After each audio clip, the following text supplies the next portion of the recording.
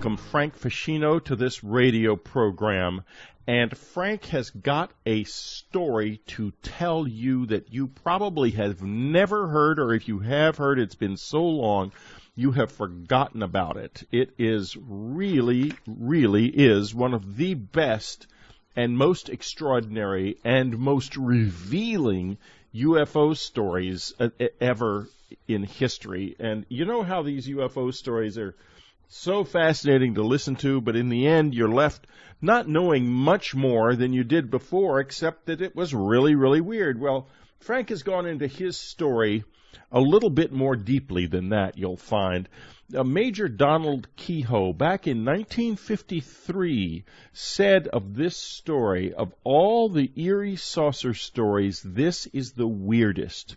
When the time came to admit that they were real, the slightest official hint of possible menace would be quickly remembered. From that angle, the Flatwoods monster was dangerous, with its picture of a fearsome creature intelligent enough to build and control spaceships. Now, that was said in 1953. It is still just as true today in 2005, and that makes this 50-year-old story just as current as your last breath. Will you get a next one after listening to this? Well, I don't know. Welcome to the program, Frank Feschino. Thank you, Whitley. Well, it's a pleasure to have you with us. Why don't you begin?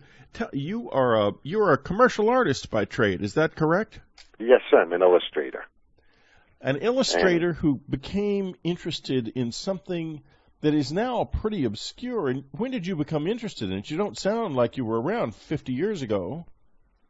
I have some relatives that actually live in Braxton County in the vicinity of where this particular incident happened back then. And what 12th, state is this in? It's West Virginia. West Virginia. And Flatwoods is located in Braxton County, and it's the central point geographically in the center of the state. And it lies 206 miles west of Washington. That's a very important point I just want to bring up now because it's going to come into play later. Okay, so let's go back, folks. Put on your time machines, and we're going to go riding back to the early 50s with Frank Feschino, who knows this area, so this situation so well, he probably feels like a time traveler at times himself. Frank, what was happening back then around this area? What was it like, and what sort of things were unfolding in their lives?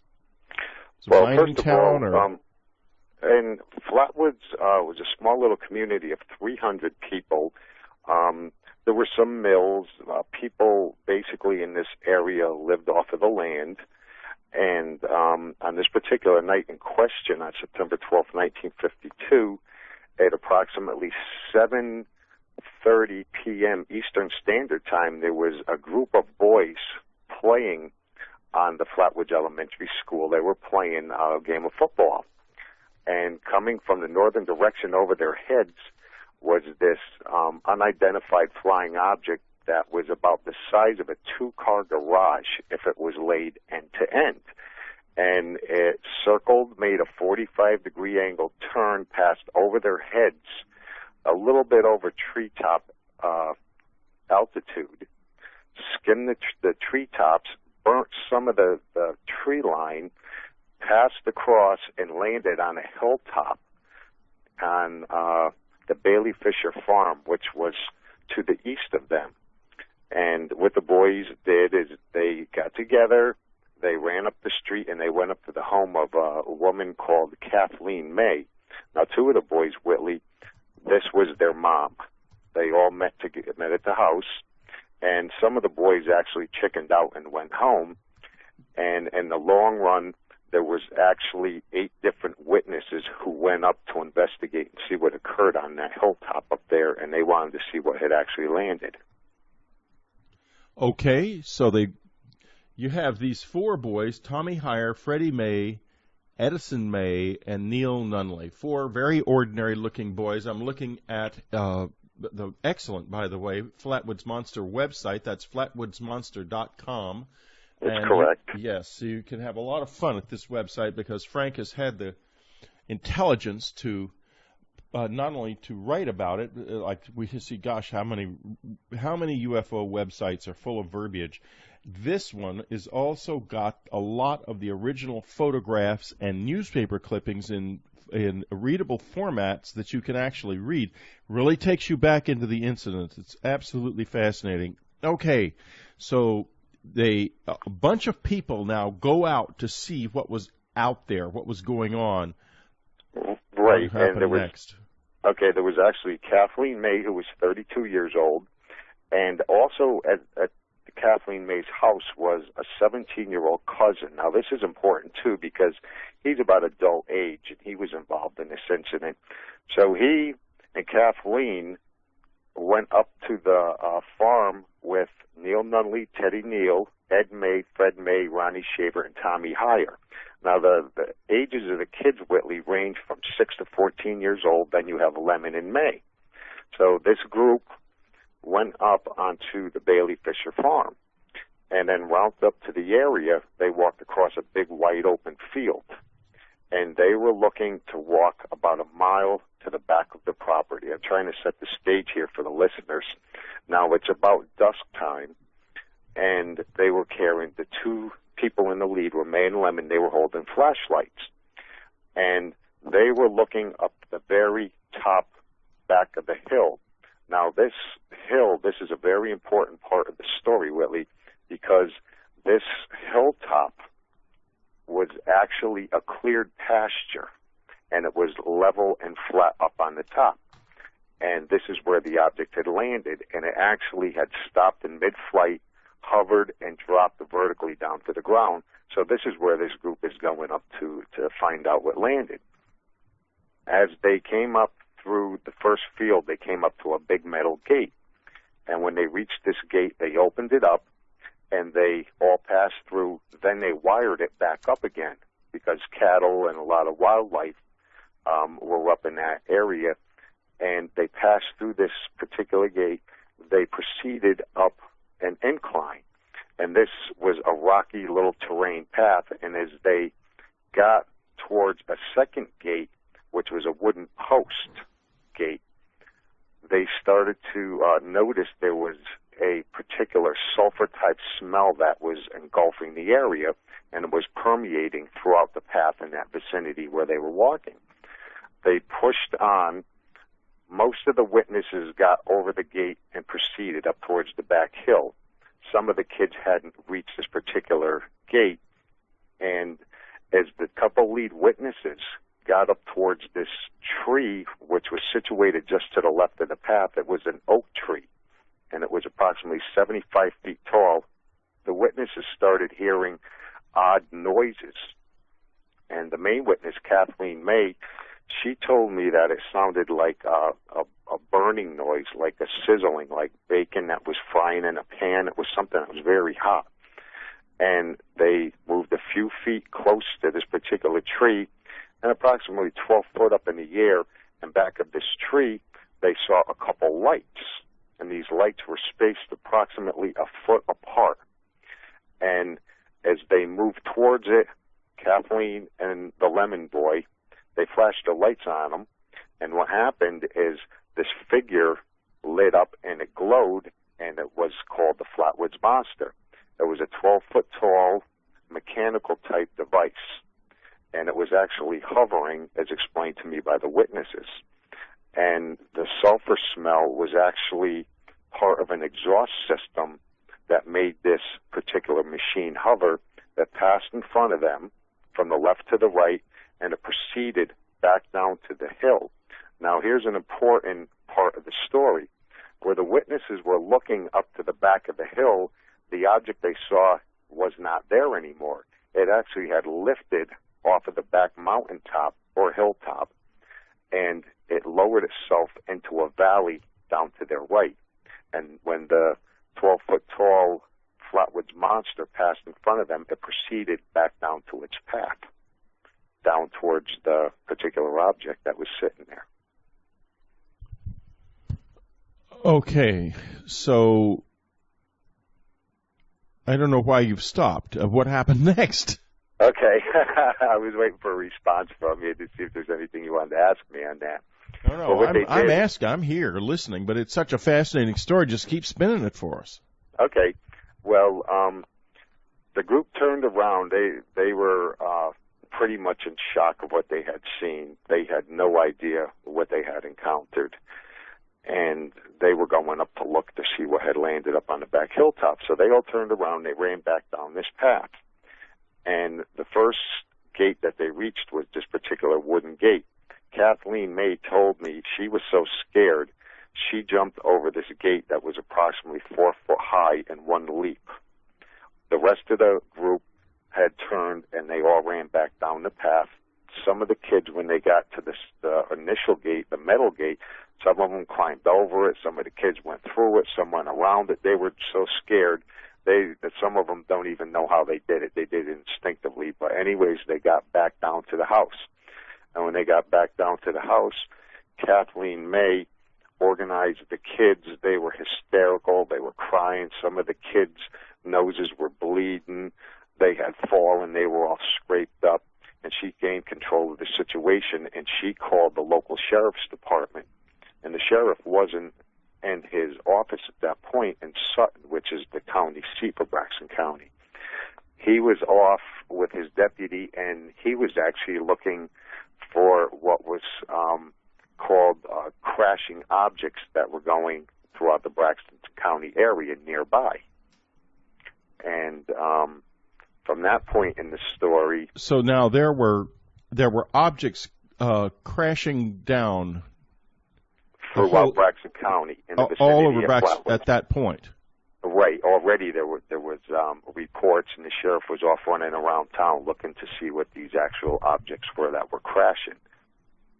And what I actually did, Whitley, in my research is I started pinpointing some of the locations in Braxton County where there were sightings. And I actually found out that there was not just one particular ship in question, which was the Flatwoods monster ship that the boys saw. There was actually several different objects that flew in that vicinity. And in my research, I discovered there was actually 4 different objects that flew over that one particular pasture area that night. 4 of them. And what I did, the overall research that I did is I looked outside of Braxton County, which nobody else had done. Yes. And I come from someplace. The Flatwoods ship was actually pretty much the end of its flight path. What I did is I looked throughout the whole United States from the northeast area all the way down towards Florida, and I discovered there was actually a UFO flap that night, and thousands of Americans actually saw these particular UFOs flying across the country over a period of about 18 and a half hours. And I went to the Project Blue Book files, which took me a little over 5 years to restore, put together, piece together, and try and figure out some flight path trajectories of these particular objects. Well, Project Blue Book had quite a few answers in there. What I did is I referred, actually from some of the Blue Book files, I looked into some of the newspapers throughout the East Coast, and I found more locations of UFOs. And the inevitable answer given by Project Blue Book, the government explanation was that what was seen was an alleged meteor that passed over Washington, D.C., and it was sighted for approximately 5 to 6 seconds. Yet I documented 18 and a half hours of UFO sightings that occurred that night from 3:35 a.m. in the morning until 11:05 that night. So this is after they saw, or no, it would have been 3:35 of the previous morning from the time the boys saw. Right, that was the first recorded sighting in Project Blue Book, was 3:35 a.m. in the morning of September 12th. Now, did Project Blue Book make any comment on the Flatwoods monster itself? Yes, they did. Actually, in their record card, they recorded the Flatwoods monster incident. And I'll read you, in part here, Whitley, the comments on the Project Blue Book 10073 record card state that the West Virginia monster, so-called, period, actually the object was the well-known Washington area meteor of 12 September, landing near Flatwoods, West Virginia. And that's when I started connecting the dots, Whitley, across the United States. And I started piecing together the trajectories of all of these objects. The hardest part about putting this puzzle together was finding the locations. And as I started researching the story further and further, I started finding more locations. And over over close to 14 years of research, I was able to put together very tight timelines. And it's like connect the dots.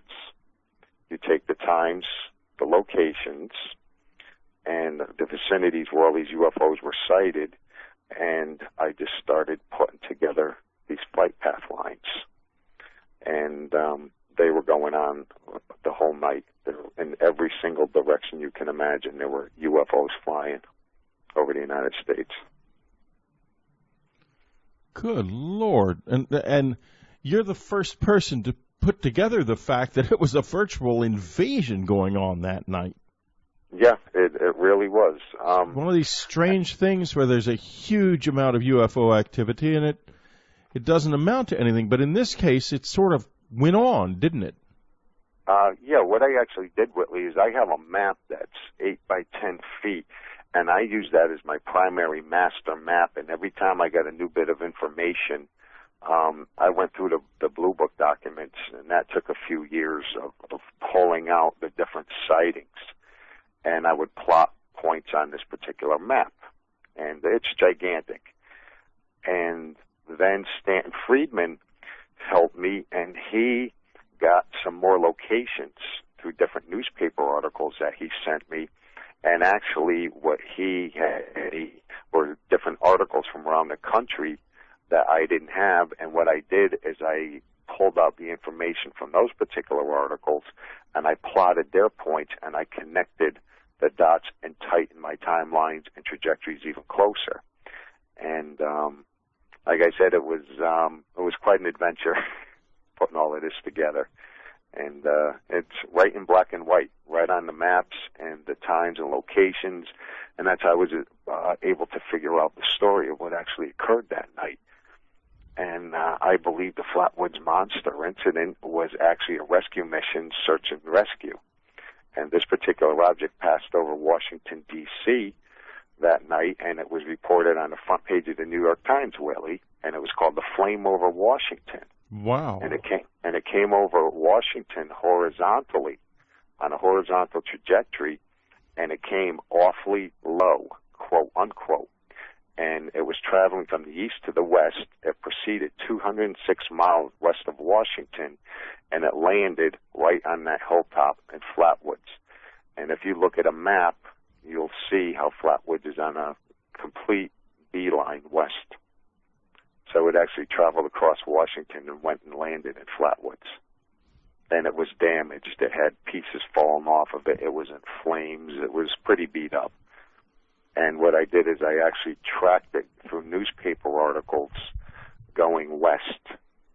And so basically what I did is I just plotted all the points and just connected all the dots. And I did that with several UFOs that night. Now, let's talk about the monster itself. And there was a sense of menace connected with this, as you've said. Can you give us some specific detail about what was menacing?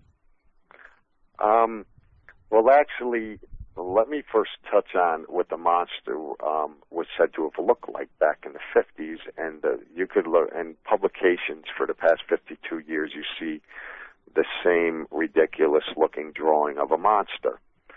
And where that came from was a television show in New York. Kathleen May, Ailey Stewart Jr., who was a reporter who wrote the story to the press, I interviewed him at length, and he's also in my book. And Gene Lemon went to New York on We the People. And a sketch artist sat down off camera with the witnesses, and he asked them what this particular Flatwoods monster looked like. And Lemon and May gave them the descriptions of it, and what the artist did is he interpreted it wrong. And he drew this menacing monster, 12 foot tall, and he drew it in cloth. He had it making it look like a biological entity. It had an ace of spades shape covering over the top of its head. He had this particular, for lack of better words, monster dressed in clothing, and he had it wearing like a dress.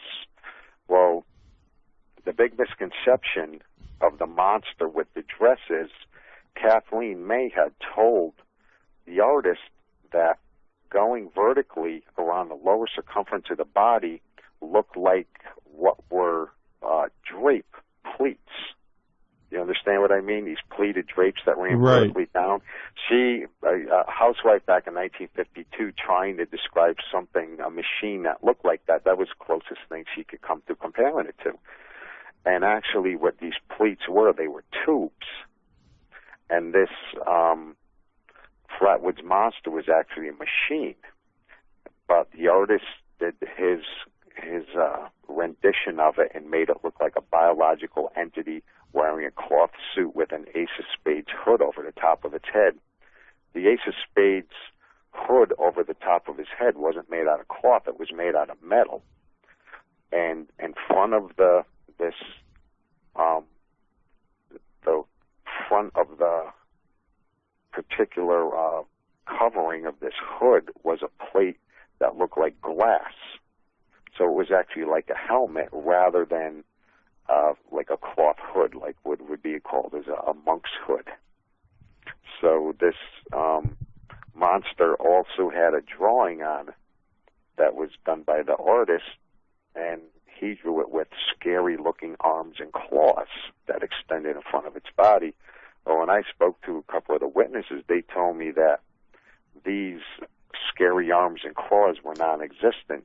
What was being described to the artist were antennas, and the antennas came off of the horizontal plane of the shoulder.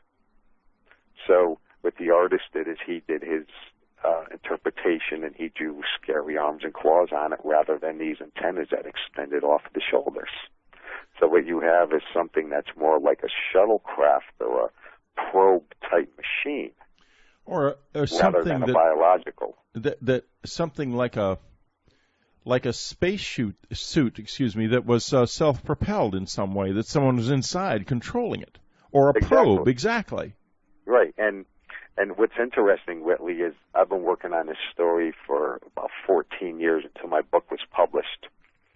And when I met you and Gulf Breeze a few years ago, we were talking over on the side about the Flatwoods case, and you were the only person that I spoke to in all my years of research who had looked at me and said, Frank, I don't think this was anything biological.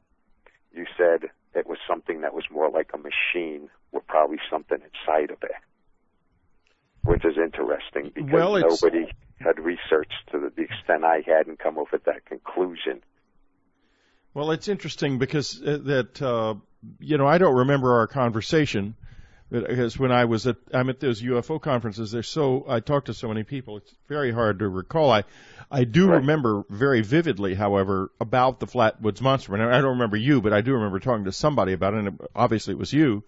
Right. And, if it's too bad that science doesn't go about this in a more organized way, because obviously there was something going on here that is not dissimilar to certain other cases where there have been apparent incursions that have involved something going wrong, and then a more extensive ET involvement in the area. I refer, for example, to the Rendlesham Forest case, where it seems as if something went wrong and the ETs were there to correct a problem that had taken place.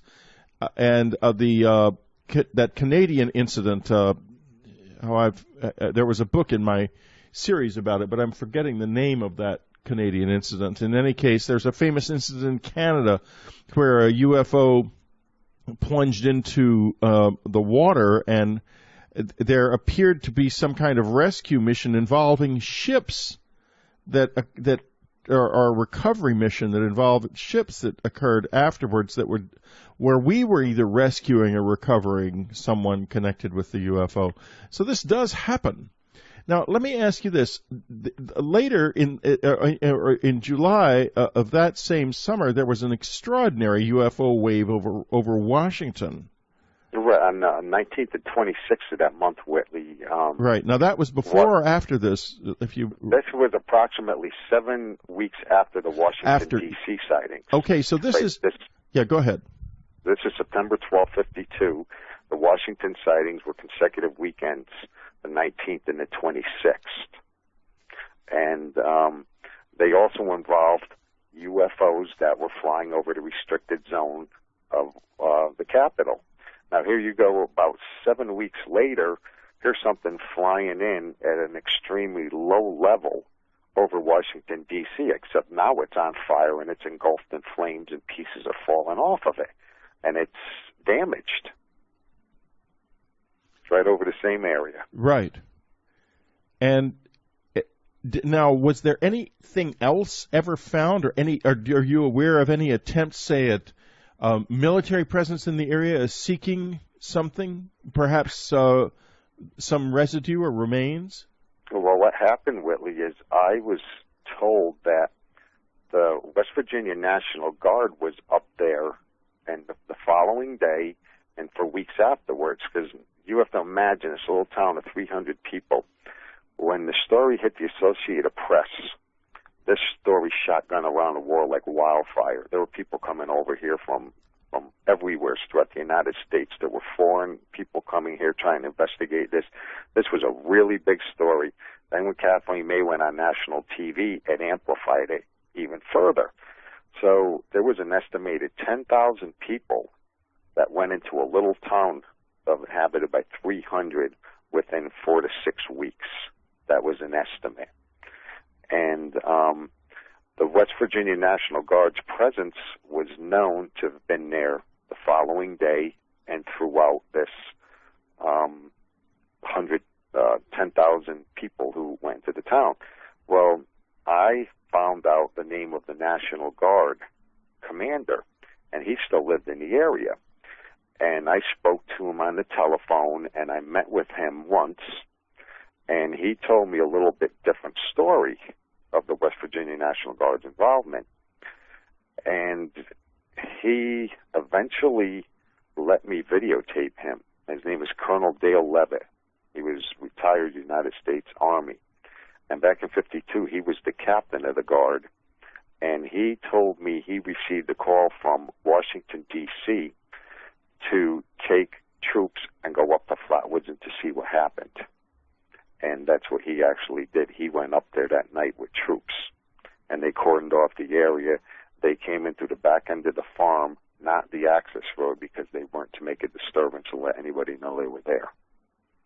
And he told me what actually happened that night in my interview with him on camera. And what did he say? Tell us. Okay. When he went up there with his troops, actually, where they went first, Whitley, was to where these other alleged plane crashes and different crashes were occurring throughout the county that I spoke about earlier. The residents thought they were airplanes crashing. Right. He brought some of his troops into an area outside of Flatwoods looking for this alleged airplane crash. He told me him or his troops never found anybody. He broke away with a contingent of men, and he went up to Flatwoods. And when they went onto the property, they came through the back end of this property onto the farm. They collected samples. There were debris. There was oil that was actually splattered throughout the area. And this was actually from the machine called the Flatwoods Monster that was 12 feet tall. the oil actually had hit Kathleen May, the closest witness to the monster. The front of her uniform was covered in oil, and it had shot out and spewed forth from this 12-foot device.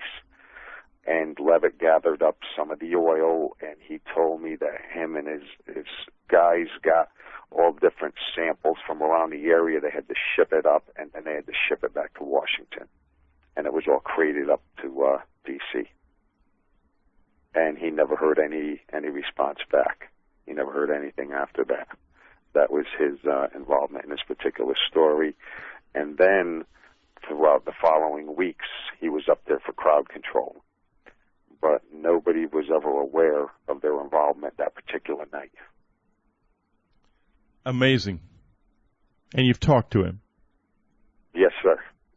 I spoke to him a few times on the telephone. Now, he was a retired colonel when I spoke to him, Whitley. It wasn't too easy to get this guy to talk, as you can imagine. The first couple conversations, he spoke a little bit to me about it. I actually went up onto the farm with him another time, and we spoke a little bit, and he told me a little bit of this and that, just enough to pique my curiosity. And then I pretty much hounded him to death. And I actually got him to go on camera. And but it was no easy job getting Colonel Levitt to talk. I'll bet not. He finally did. Everybody that I worked with up there, Whitley, they were happy that I was working with them and giving this story a straightforward angle. And I reported the story, I recorded it, and I put it into my book as it happened according to the witnesses. They were tired for the first 40-something years until I got involved in the story with the inconsistencies with it. There's been hundreds of different renditions of this story, and the news journalists and reporters and writers actually destroyed the story because as they wrote about it, they were putting the facts down wrong. They were goofing the story up. And with the witnesses were reading all of this stuff throughout the years, they just got sick and tired of this, and they got fed up. So what they did is they figured the best way to handle a story so it wouldn't be told inconsistently anymore. Let's just be quiet because nobody's doing the job right. And when I got involved in the story, I actually showed them some of the Project Blue Book documents that I found. And that's when they started to become very interested in it.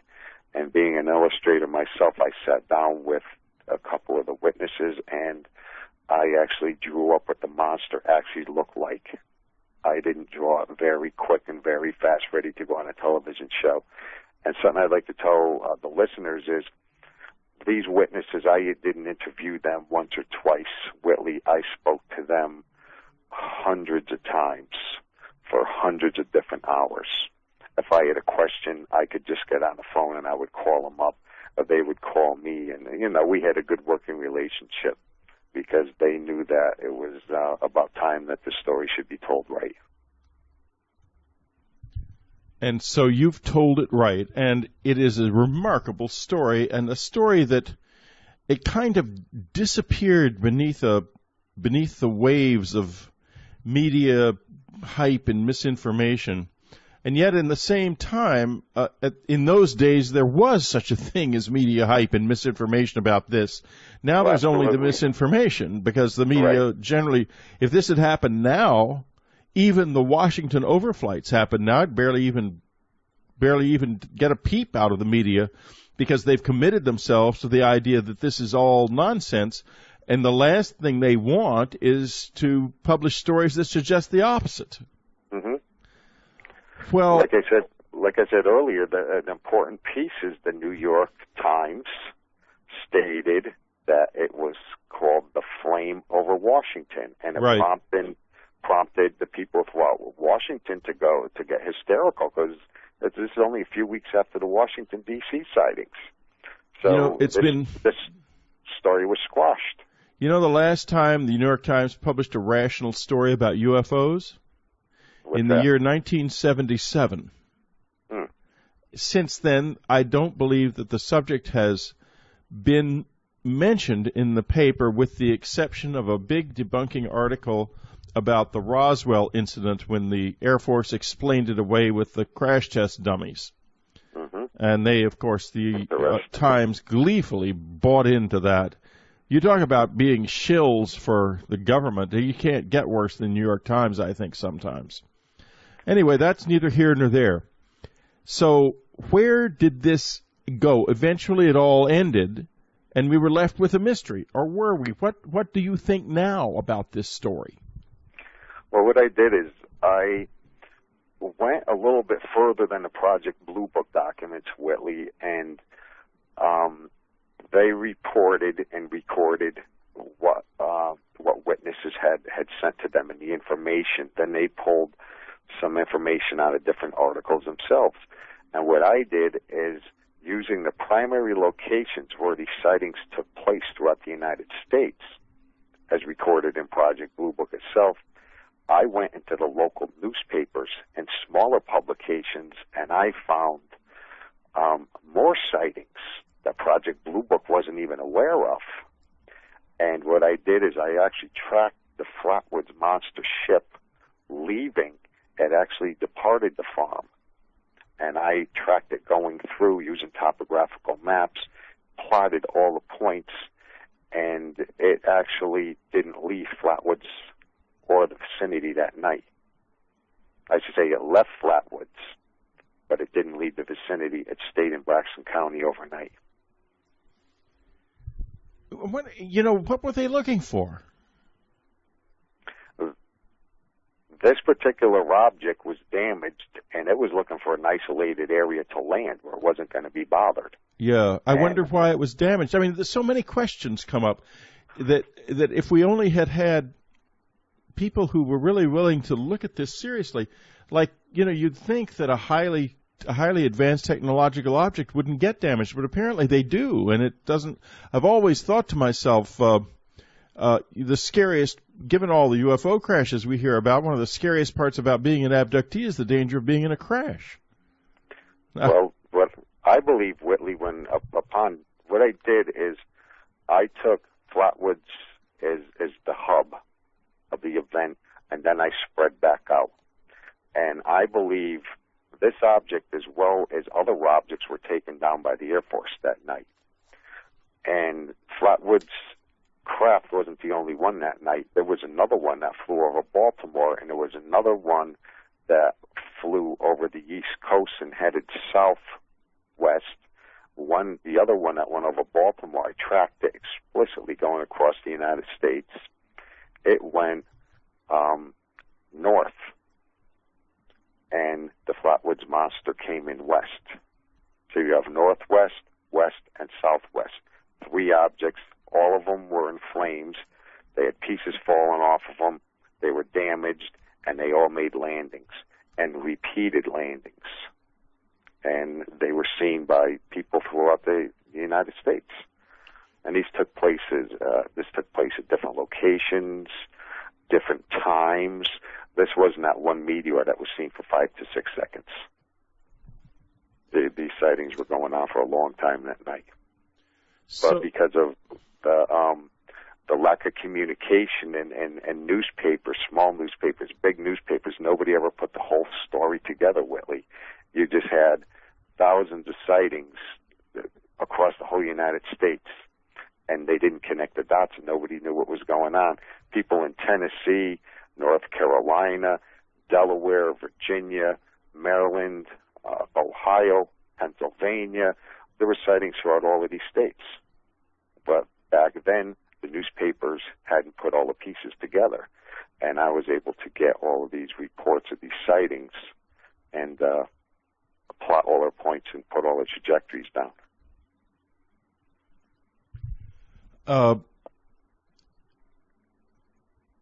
So, do you think it's possible that the Air Force was actively involved in an engagement with these things?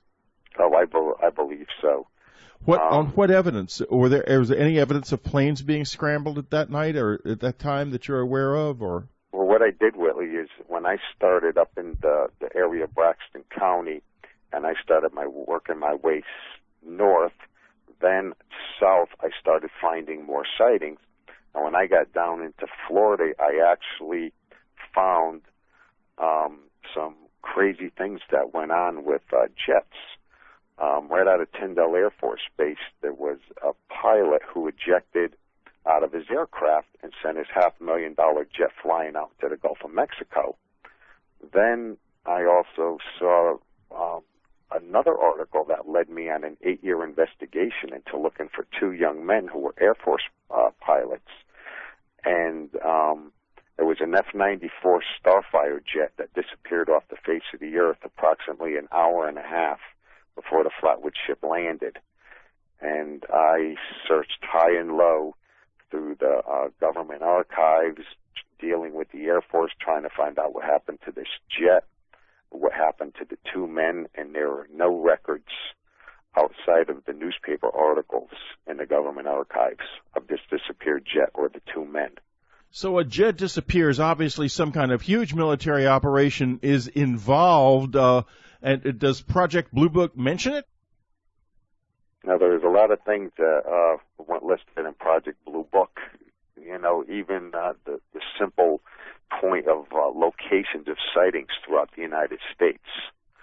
There were 3 states that weren't even listed that had several sightings within them at different locations that weren't even put in Project Blue Book. We're very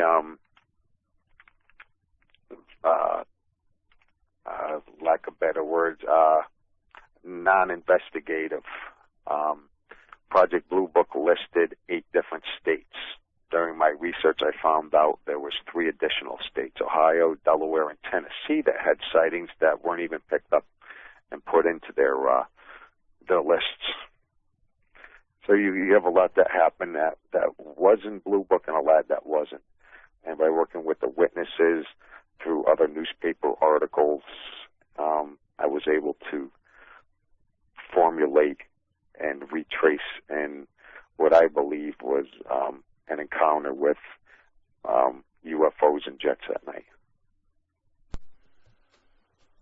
Okay, so what we're looking at here is probably the most extensive UFO encounter on record, including a crashed object, possible Air Force, probable Air Force involvement, many, many states involved, culminating in an elaborate incursion over Washington, D.C., arguably one of the most extensive UFO experiences ever happening in July of '52. Now, do you see any official denouement? Was there anything that surfaced in your research that suggested how the government may have reacted later? I mean, this must have meant a lot to certain people. Absolutely, but as far as my research and Project Blue Book documents, there's nothing else written up about it besides a few other articles where they kept track of some of the investigators who researched this. Project Blue Book kept tabs on Ivan T. Sanderson, who investigated the case, Gray Barker from West Virginia, and Donald Keogh. Donald Keogh is the man who, that quote that you read earlier, he actually spoke to Albert Chopp, who was the liaison, who spoke from the represent the Air Force and gave Keogh a lot of the answers, because Keogh didn't buy into the meteor theory at all. No, of course he wouldn't buy into the meteor theory. He wasn't that stupid. Right. So, but the past investigators were kept tabs on by Project Blue Book, because there's actually excerpts and pages torn right out of books that are in the Blue Book documents following the different people who looked into this case. Well, it is really an absolutely amazing case, and it happened back in the 50s, and subsequently there have been UFO flaps, but never anything, I don't think, on this scale. Are you aware of any flaps that were as big since then? Not really, Whitley. case was unbelievable, and most of the answers that I found were right in the Project Blue Book documents. If you got a second, I'm going to run over a quick list of the different states that were just involved in this that were actually recorded in Blue Book. There were sightings in Maryland, Virginia, Washington, D.C., Illinois, California, Pennsylvania, West Virginia, and North Carolina. I found sightings also in Ohio, Delaware, and Tennessee. An interesting point that you can read about in the book is the two other UFOs that were damaged actually passed near and were headed towards Oak Ridge, Tennessee, and Wright-Patterson Air Force Base. Wow. And the third one now, flew over. When you say damaged, what do you mean? These objects came in over the United States. They were engulfed in flames, pieces falling off of them, making the different turns, unlike a meteor, flying at treetop level, then ascending, then descending. You know, these things were like classic aircraft in distress. Yes. And one of these objects actually flew through the restricted no-fly zone headed towards Oak Ridge. And I plotted the point to this object going right through that particular area. And the other object that flew over Baltimore was sighted right across the whole United States and was heading up toward the vicinity of Wright-Pat in Dayton, Ohio. So your meteor theory has three different objects seen at different times headed towards military installations. This Absolutely amazing. That is why the story was covered up. And like I said earlier, how I plotted these points, some of the information came from Blue Books, some came from the actual witnesses I worked with, and some came from newspaper articles. So this was ongoing of well over 10 years of pulling information together and plotting different points across the country. And so, these are the flight paths I came up with. So the question has to be asked, it looks like something attacked us, going after military bases, being resisted by the Air Force. And did we win or lose, Frank? In the long run, I don't know exactly what would have happened if these UFOs had kept going towards their two destinated targets. Oak Ridge, one was heading towards Oak Ridge, the other one was heading towards Wright-Pat. They stopped and landed short, and then they turned around and they all left. And the last object that came in was your flame over Washington. So you have one going towards Oak Ridge, second one's going towards Wright-Patterson, the third one came over Washington, proceeded 206 miles west, and when this thing was not intercepted or taken down in the vicinity of Washington, the other ones landed and took off and then proceeded in the opposite direction. And then shortly thereafter, there were sightings from the southern United States going into the direction of Flatwoods. And this is what I believe was the rescue mission to go in and pick up the damaged one. The Flatwoods ship was the most damaged object. It had the shortest flight path.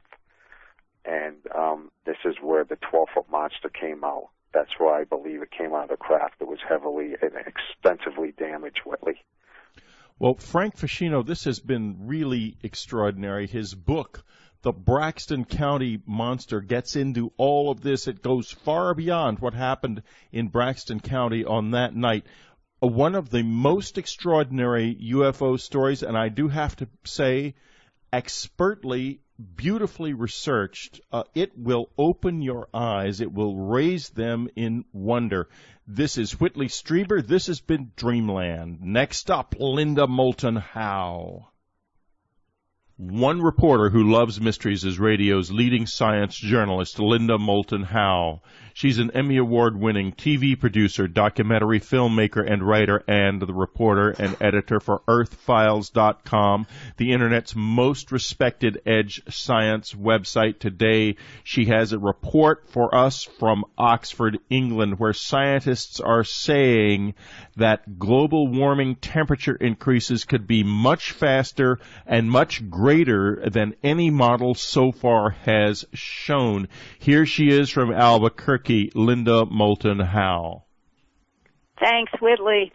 You know, while the world has a new consciousness about the danger of tsunamis in the oceans and the need for better warning systems above us in the atmosphere, another danger increases and warning calls are being sounded more loudly than ever.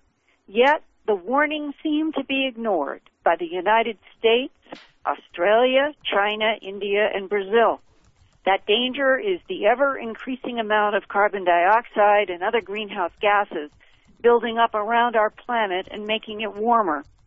This week, scientists at Oxford University in England announced that their climate modeling experiment indicates that greenhouse gas emissions could cause global temperatures to rise by as much as 11 degrees Celsius. That's 20 degrees Fahrenheit by the end of this century. That would double previous computer model estimates about temperature rise as CO2 increases. The experiment is using the website climateprediction.net, which was launched in 2003, to utilize as many individual PC computers as possible around the world to increase analysis power of all the satellite and other data. Dr. Miles Allen in Britain's Meteorological Office said about the latest climateprediction.net analysis, quote, "The danger zone is not something we are going to reach in the middle of this century. We are in it now," unquote. Ironically, this UK warning comes only 2 weeks before the Kyoto Protocol is supposed to go into effect on February 16th. The treaty needed ratification by 55 industrialized countries, but 5 of the biggest polluters, the United States, Australia, and potentially China, India, and Brazil, have refused to sign. Finally, 3 months ago, on October 22nd, 2004, Russian President Vladimir Putin signed up as the 55th industrialized nation. So this month of February, according to the treaty, ratifying nations are supposed to start limiting greenhouse gas emissions as early as 2008. But the United States accounts for nearly 40% of the world's carbon dioxide emissions. If it does not lead the effort to reduce industrial and motor vehicle carbon dioxide emissions, what practical hope is there that global warming can be slowed? This week, that question provoked the UK's environmental minister to appeal to the United States to join Great Britain in trying to limit CO2 emissions. Simultaneously, this week, 3 think tank institutes released yet another proposal to the United States, Australia, China, India, and Brazil. This new recommendations of the International Climate Change Task Force, as it's called, has been led by British Member of Parliament Stephen Byers and the UK's Institute for Public Policy Research, along with England's Prime Minister Tony Blair. Contributing to the task force recommendations is the Australian Institute and Center for American Progress in Washington, D.C. This center has existed for only about 18 months. Its president and CEO is John Podesta, former chief of staff for the Bill Clinton administration, who has apparently reached out to Maine's U.S. Senator Olympia Snowe to personally brief the White House on the Climate Change Task Force's goal, quote, to prevent global average temperature from rising more than 2 degrees Celsius, that's about 3.5 degrees Fahrenheit, above the pre-industrial level, unquote. That would be limiting hugely the projected amount of temperature increase over the next century, if that's possible. This week, I asked Anna Unruh Cohen, Associate Director for Environmental Policy at John Podesta's newly formed Center for American Progress, how the task force planned to approach the Bush administration. We felt that politically the Bush administration might feel more comfortable working within the auspices of the G8. And so the idea is to form a small working group of the G8 countries, so the major economies of the world, as well, and invite in for work on this climate group India, China, Brazil, possibly some other developing world economies. Have you gotten any signal from the Bush administration that they would be willing to try to join in this effort to limit CO2? The Bush administration hasn't made any comments, as far as I know, about the report. We think that some of the technology partnerships they might be interested in. They've obviously been supportive of sort of clean coal research and development here in the United States. I'm sure, Tony Blair, as he prepares for the G8, which is going to happen this June and early July in Scotland, will be talking with the Bush administration and trying to lay the groundwork for some of these recommendations to possibly be undertaken at the G8. Does American Progress submit this meeting the climate challenge recommendation list to any particular person in the administration? I don't think, I believe Senator Snowe has plans to brief the White House on the recommendations. We've also, in conjunction with Senator Snow's office, sent the report and the recommendations to the Senate and the House of Representatives. So, some of the recommendations already, there's legislation exists that could already implement some of the general points of the recommendations. So we hope that the report helps facilitate that. And in areas where there isn't sort of current legislation along the same line, hopefully we might inspire some senators and members of Congress to take up that challenge. What if it's too late? What if the greenhouse gas CO2 buildup is slightly out of control and will get worse? Well, I think the task force members already recognize that, we're already seeing impacts of climate change. They felt in setting the 2-degree Celsius target that above that the impacts can become significantly more serious, and the risk of abrupt climate change increases. And so I think they were trying to stay positive. I mean, I think the overarching message of the report is that climate change is a serious issue. We need to take action now, but there are actions that we can take that both address the problem and are economically viable. You can see all of this task force's recommendations that they want the United States and India, China, Brazil, and Australia to consider embracing at my website, www.earthfiles.com. Thank you, Linda, for that report. Next week on Dreamland, Science and the Akashic Field, Irvin Laszlo, one of the leading physicists of the world, is going to be with us, and he's going to be saying that the new discoveries indicate that the universe must have a memory that contains essentially everything that happens. The Akashic Field is quite real. Amazing stuff next week on Dreamland. Welcome Frank Feschino to this radio program.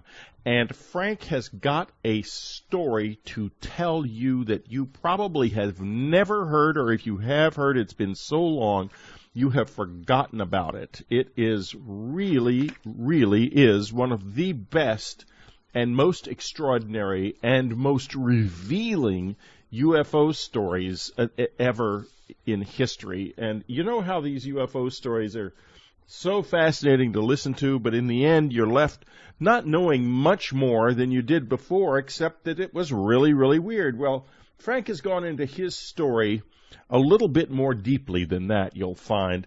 Major Donald Kehoe, back in 1953, said of this story, of all the eerie saucer stories, this is the weirdest.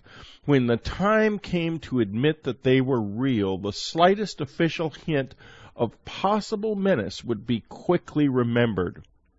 From that angle, the Flatwoods monster was dangerous, with its picture of a fearsome creature intelligent enough to build and control spaceships. Now, that was said in 1953.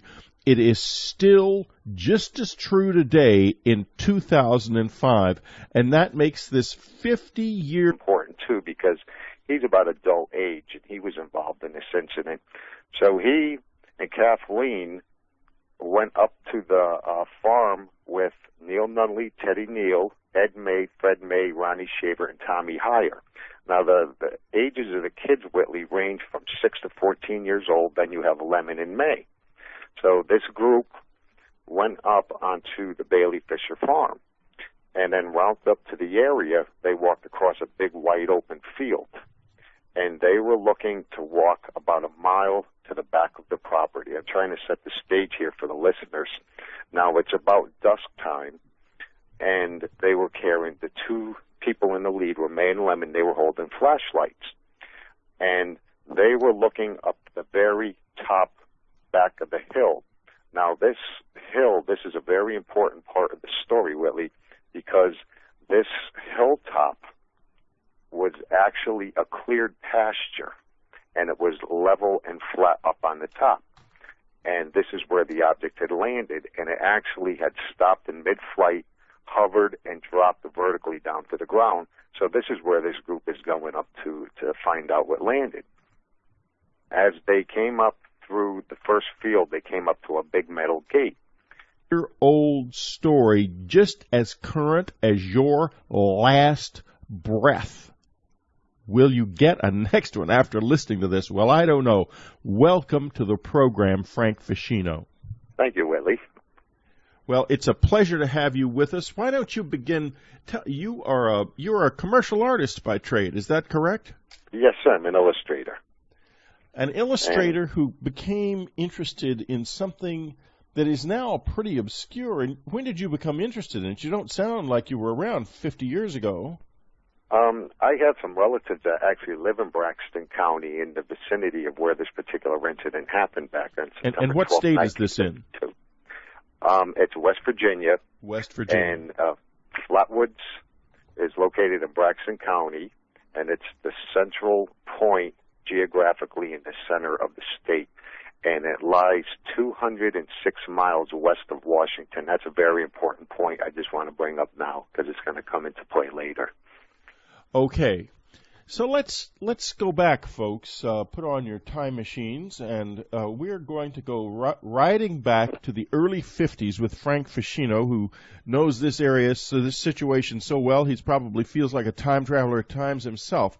Frank, what was happening back then? Whitley, this was their mom. They all met at the house, and some of the boys actually chickened out and went home. And in the long run, there was actually 8 different witnesses who went up to investigate and see what occurred on that hilltop up there, and they wanted to see what had actually landed. Okay, so you have these 4 boys, Tommy Heyer, Freddie May, Edison May, and Neil Nunley. 4 very ordinary-looking boys. I'm looking at the excellent, by the way, Flatwoods Monster website. That's flatwoodsmonster.com. That's correct. Yes, so you can have a lot of fun at this website because Frank has had the intelligence to not only to write about it, like we see, gosh, how many UFO websites are full of verbiage. This one is also got a lot of the original photographs and newspaper clippings in readable formats that you can actually read. Really takes you back into the incident. It's absolutely fascinating. Okay, so a bunch of people now go out to see what was out there, what was going on. Right, What and there was next?